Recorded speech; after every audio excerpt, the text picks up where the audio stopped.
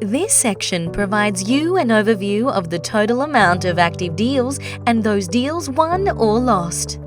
To manage your deals, choose the specific sales pipeline that you have created.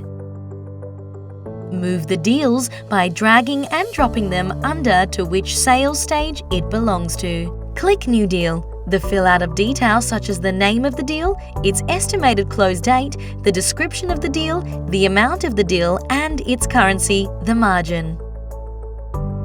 Next step is to choose the sales pipeline and what stage the deal belongs to. Link the deal with contact information and assign it to the owner of the deal. You can create tags for the deal so that it can be easily searchable and identified.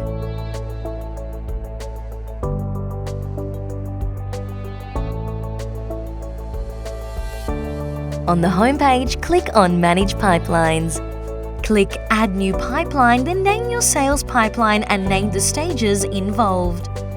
Click Add Stage to add more stages. You can add the win probability by setting the numerical value beside the sales stage. Once finalized, click Save.